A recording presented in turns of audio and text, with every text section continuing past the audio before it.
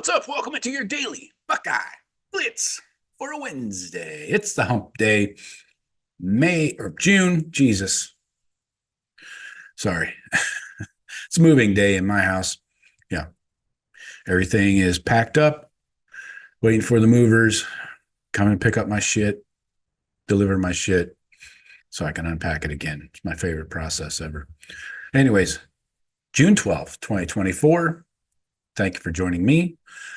I have nothing further. Today, we're continuing our freshman focus. We're talking about all the freshmen in the 2024 class. We're racking them up. We're about halfway through, I think. Today, we're talking about Payton Pierce, the linebacker out of Texas. I'll tell you what, well, first of all, we got a linebacker out of Ohio with the Garrett Stover. If you can't get another linebacker out of Ohio, give me a freaking linebacker from Texas. I'll take that all day. If there's not another good linebacker we're taking in Ohio, always give me a Texas linebacker. Just my rules to live by. I don't want a Florida linebacker unless it's like a Shazier type, but give me a tough, hard-nosed Texas linebacker. Anyway, again, Ohio linebackers first. But so Payton Pierce, he's going to suit up for the program he once called the biggest brand in college football. He's the second linebacker in this 2024 class for the Buckeyes, joining Garrett Stover. He visited Ohio State for the first time on March 25th, 2023. So a little over a year ago, about 12 months, 15 months. Then 2 months after receiving his offer, which he got in January. It was a trip that changed his recruitment forever. Pierce said after that visit, quote, "I had never been to Columbus before, but I always watched Ohio State. So I wanted to come down and see what it was like. I came down and it blew me away. I didn't know what to expect, but it blew me out of the water. It was great watching practice, watching the coaches. They're elite at every level of the program, from the coaches to the players interacting with each other, shows why they win so much and why they're so consistent. I got a really good taste of that, and the campus and the staff they have there is on a whole new level. They really stuck out to me." So Pierce and James Laurinaitis had a long-standing relationship. Actually started when laryngitis, just kidding. He knows I'm joking. When Laurinaitis was at Notre Dame, then when Laurinaitis came back to Ohio State, it wasn't a surprise that Pierce followed him to Columbus. So on his visit, Payton Pierce was sitting in his hotel room, and he already had his mind made up where he wanted to go. It just took a few weeks for the decision to become official. Pierce's parents asked him to take some time, gather his thoughts. They didn't want him to make an emotional decision, in the moment. But he took a trip to Knoxville to visit Tennessee, and he returned home to Texas. He still wanted to be a Buckeye. So nothing compared to spending time with the coaching staff at Ohio State. His high school, Lovejoy, has similar uniforms to the Buckeyes, so he'll be putting on that scarlet and gray again. And it's only right that he continue to carry that on his back. Pierce said before his commitment, quote, "It was really starting to dawn on me, this is where I wanted to go." So Pierce made his decision public on April 11th, but on April 6th, he had a FaceTime call with the three main coaches that recruited him, Ryan Day, Jim Knowles, and James Laurinaitis, to inform them of his decision. He talked about that call with the coaching staff. He said, quote, "We talked about it for 20 minutes. And my parents were on the FaceTime call. They were pretty excited. I think they might have known it was coming because I asked if I could give them a call at a certain time, and they said, yeah, let's go." So Pierce chose Ohio State out of a top 6 that included Texas A&M, Oklahoma, Tennessee, and, of course, Notre Dame. Now, in high school, Pierce showed his ability early on. He earned playing time on the varsity team as a freshman at Allen High School. Then the following year, he transferred to Lovejoy High School in Lucas, Texas. As a junior, He totaled 131 tackles, 21 TFLs, 6 sacks, 5 forced fumbles. He also played quarterback for Lovejoy. He rushed for 10 touchdowns and passed for 2, kind of a wildcat quarterback situation.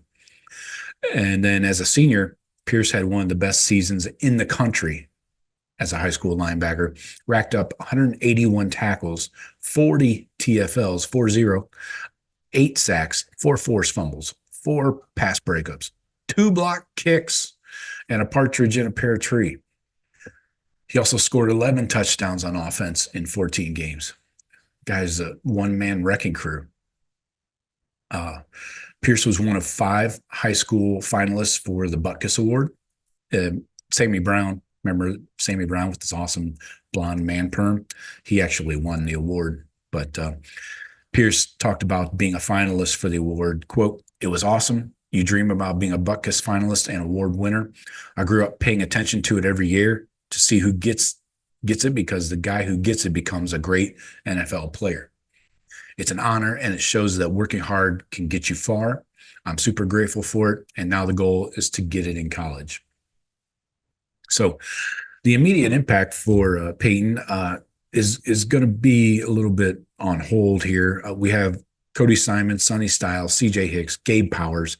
That's probably your 2 deep at the Mike and the Will linebacker positions. But Pierce's freshman year is going to be used to develop his coverage skills.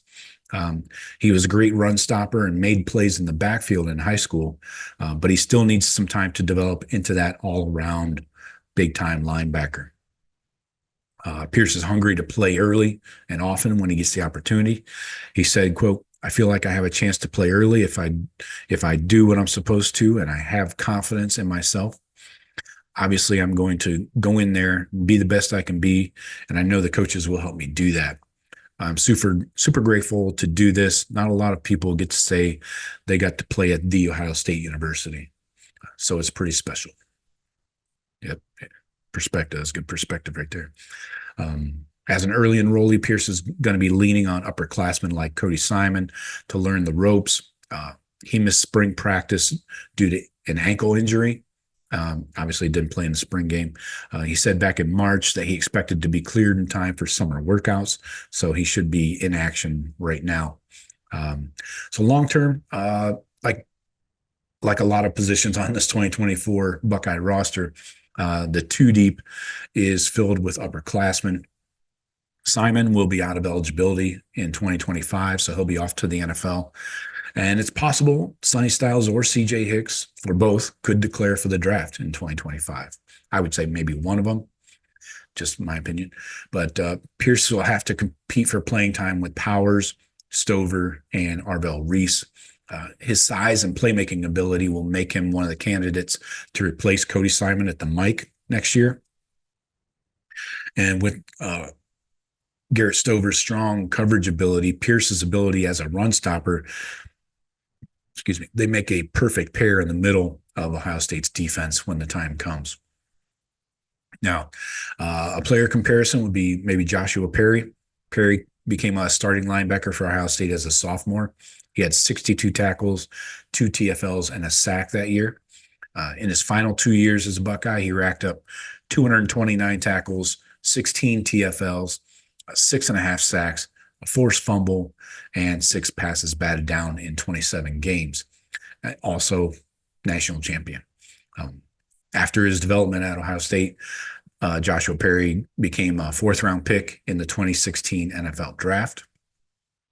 So if Payton Pierce can develop his skills like Perry did early on in his career, he could have a similar impact as Joshua Perry before his career is done at Ohio State. So look for Payton Pierce to get in some games, hopefully at some point this season. Probably going to redshirt, though, and just to save him that year on the back end. But look for him in the middle, probably backing up. He'll be behind probably Gabe Powers at the mic, the way it looks like. Cody, Gabe, then Payton Pierce behind him. So keep an eye out for him. And while you're at it, please hit like on this video. I'd appreciate it. Make sure you're subscribed. Talk to you later. Go Bucks.